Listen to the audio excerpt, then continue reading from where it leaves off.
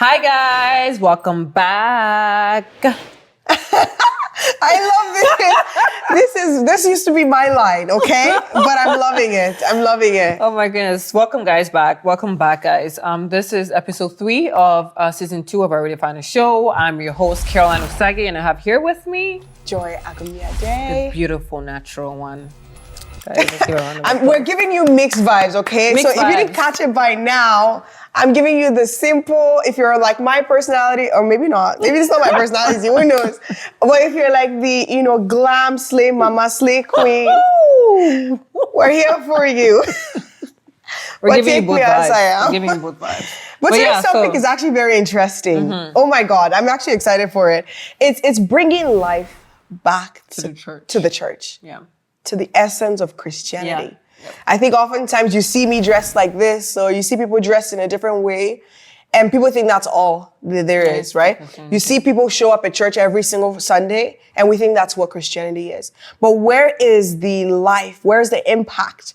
Where is the essence of it, whereby you know that something sets you apart? Like I hear a lot of people say like, oh, in my days, if somebody said they were Christian, you look at them differently, or you don't joke with them because there was something about their aura that was powerful, right? Even before the name Christianity, because Christianity was never a religion. Yeah. Christianity was a name or a tag that was given to certain people because of their lifestyle. Yep. Right? It was not like, oh, I'm going to be the Christian. No, it was like, these guys are little Jesuses, right? These guys are like Jesus. This same guy that performed the miracle, it was mainly because of the miracles, right? The persecution and the preaching and the gospel of it. And we're saying bringing the life back to church is coming from knowing who God is. I feel like if you don't know what a thing is or what a product, like I'm not trying to say God is a product or whatever. But for example, somebody gives me a box. I open the box and I see two circles and one stand. I don't know it's a ring light. So I don't even know what it is, right? I can't even assemble it. So you're telling me, oh, did you get my package? Did you get my gift? And I'm like, what gift was it? Because I don't know how to use it. Recently I got a blender, a Ninja blender. I was super excited I've been excited about Ninja. What? I've never heard of a Ninja blender before. What is that? Oh my gosh, a Ninja blender is I'm not trying to advertise, but not knowing what it was about. Everyone around me was like, why are you super excited about this? It's just a blender. And I've been struggling to blend things or use things in a different way. And for me, it just dawned on me that the excitement comes from knowing what the purpose of this thing is. Why am I going to church and what does it serve? And who am I going to know? Like if I'm telling you I'm gifting you such a gift, you're like, what is that? I've never heard of it before. But when we come or when we know who we're dealing with, we actually deal with him in a different heart, in a different mind space. I think that's where we need to come back. I think we need to even after the pandemic or even during the pandemic, it was a time for us to step back and focus on our relationship with God and allowing him to reveal himself to us and lead us in the way he wants us to go. Because there are times where we want to serve God in our own way, and it's totally different because a relationship is not like, babe, I think you like gifts. I'm gonna get you flowers, and I'm like, no, I don't eat flowers. Yeah. I like food. Food, exactly. Like you need to. I think bringing the life back into Christianity comes from truth. I think even from the last video, we're talking about knowing the truth, right? It comes from a system where the truth is established. The truth is not watered down, right? We have people that are going to seek God because they already know who he is. And there's that excitement that comes because you know who God is. And it's not because your parents forced you to go to church or you've been going to church every Sunday. And now is a time where if care's not taken, you need to know why you're going to church. Because it's convenient for you to just sit back at home and live stream anything you could live stream, or even just sit back at home and sleep. But bringing the life back for me really looks like authenticity, like getting the real deal of what God's word looks like. Because when I actually, I was telling you actually earlier in terms of like, I saw a place where I was feeling nourished. I saw a place where every time I went, I was like, okay, I've never heard this before. Like, you know how, like there was a friend of mine that said, I don't want to go to church because I've heard what they said. Like, what is it they're going to tell me? They're talking about David and Goliath. I've heard about that. But there are times where you go to church and you feel convicted. You feel like, oh my gosh, I need to go back and get my home in order. Oh, okay, I need to go and change this about myself and come back tomorrow with answers to what I've worked on, right? If they're saying that, okay, as a Christian, you ought to begin to develop your quiet time with God. I've never heard of a thing that says quiet time. Like, what's quiet time? Like, I just do my morning devotion, I kneel down and I pray. I tried that. Oh my gosh, now I'm in love with God even the more. Okay, what's next? Yeah. I think bringing the life back to church is actually the hard truth that people are actually yearning for secretly. We think people want to hear prosperity, and there's nothing wrong with prosperity. It's just the way it has been replacing the truth. Yeah. I think a lot of people are now sick and tired of the cavities. We're hearing a lot of sweet messages, but we're now looking for real truth, gospel, where you're like, damn, did she just say that? Like, did she just tell me the truth? There's a lot of preachers that I will really hope we could have on the set today. I think there's something about Jackie Hill Perry about like her honesty, but these are things, guys, that we're planning to have guests, so be on the lookout for that. But Caroline, what is your perspective on that? And as we quickly, I feel like you need to have a sense of purpose. You can't just go to church empty-handed. Like my mom tells me, you can't go to church without expecting something. You have to go to church expecting.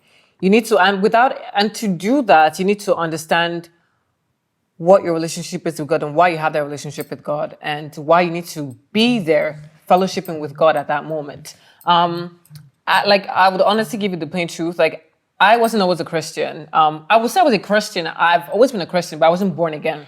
That's what it was. I was born into a Christian family. Both parents are pastors. And to me, it's just been a duty of going to church. That's all I know. My Sundays is for church. That is all it is.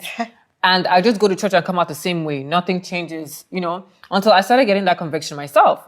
And it's after then you start realizing, okay, wow, like God, like this is who God is. And this is the truth. This is what I don't get to hear on a daily basis outside of the church, and it's just, it gives you more meaning. I feel like life has meaning when you have purpose. When you can't just go to church and just, like, there has to be a purpose. Why are you serving God? What is that impact that you want in your life from God?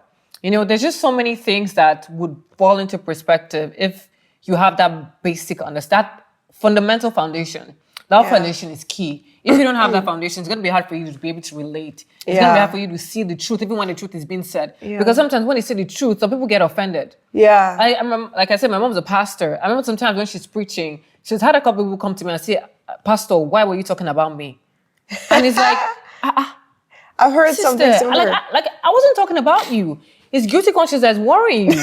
You know what I mean? Like, I love how you said that. I'm just preaching, right? But people, because they don't hear the truth every time, they take it personal when they eventually hear the truth and hear someone speak it. And it's not like as if they're directing the truth to you. They're just saying what it is. But because we're not open-minded, we're not open to, we just don't want to hear it. We don't have that sense of purpose. We don't have that sense of understanding. We don't have that foundation. It's hard to key into those messages. So basically that's my point. There was something you said that I actually love. And girl, you preach, girl. But it was a lot to do with, first of all, understanding who you're dealing with in terms of that foundation. The fundamentals is very important. It's like, if you don't know A, B, C, you cannot know further math. You cannot know a sentence. You cannot even, and the ABC of Christianity is knowing God. That's where now we can reverence him. We can be in his house and want to worship him and want to love him and even want to attend church. I think when we find a place, or when we find that a place where we can really love God, we begin to look out for places of worship that align with the hunger that is within for what our spirit is craving. Because I find a lot of people say, like, I've been at that church, but for some reason, there's just a disconnect. I don't feel like, I don't feel like my spirit is moved or edified there anymore. And that's a prayer point. When you start to feel like that, like, okay, I don't want to go to church because, for example, not because they told you the truth, but because I believe that there's more and my spirit is yearning for more. And I feel like that's a prayer that you should pray. Yep. Like, God, guide me to the place where I am constantly being edified, because I don't want to start to see church the wrong way. I'm just going to tell you a quick story. So I had this opportunity to go to Montreal for a quick evangelism, actually. And the person that was driving me was saying that I don't do church anymore because a lot of the politics at church just really put me off. But I really love God, and I have a playlist of gospel music, and I love to listen to gospel music, but that's about it. That's not enough. And I was just, my heart broke. Because I was like, I pray I never experience whatever some people are experiencing, because that actually makes it really wrong. He said he had met a lot of people that has given him a positive perspective of Nigerians. I'm Nigerian. And he said that, okay, I'm like, thank God at least that one you got, right? But there's some people that they met wrong people, and for some reason they just said all men are trash. Or all Nigerians are this, or all this people are that. And I'm saying that find a place where you feel like God is calling you there. And if God is leading you to start a ministry or start something, start it with all your heart based on the foundation of knowing God. But I always say, do not be that one sheep that decides to be on its own, because when you're not fellowshipping with the brethren anymore, anything can happen. You can't grow. You can't grow. And that's risky, And I feel like that's part of bringing life into the church, to growth. It's not just like, you don't just give it to a baby and the baby is a baby forever. Like, the baby grows. So as a Christian, you go to the church. Yeah, you need to grow spiritually. Like, you can't be, like, the Bible says, like, you give the baby milk. After a while, like, you need to be eating bone. Meat, eating a bar and tearing it up. I love it. You know what I mean? Like, that, at some point, that's where, like, I mean, like, every year, like, I mean, when I eventually gave my life to Christ and stuff, at first, I mean, my morning prayer, like 5-10 minutes. I wasn't doing daily devotions. I was like, oh, thank you for waking me up and move on with life. But after a while, 3 years after being born again, I can't still be doing that 5-10 minutes prayer. What have you been doing for the past 3 years? Why haven't you grown? There should be a difference. You know, that effort needs to be there. And that's what life is. Exactly. How do you know that there's life in something? Oh, you know that there's life in something because there's growth. The plant, if you plant a seed, it grows. That's how you know it's alive. And it produces fruits. And it produces fruits, and you begin to enjoy the fruits. And there's times where you begin to enjoy the fruits. But anyways, guys, I know this is such a juicy topic. I want to know what you've been thinking about the church, especially with the pandemic and everything, in the comment section. I want to really, I'm actually inviting you to have this conversation with me in the comments. Let me know what the dynamics has been for you. Has it been tough to get out of bed and think of going back to a church? Or is it because you're worried about the pandemic as well? So that's it for today. I will see you guys. We'll see you guys in the next episode. Thank you so much. Stay tuned, share this video, and also have your friends subscribe, comment, and like as well. And share everywhere. We love you guys. Thank you so much. Mwah.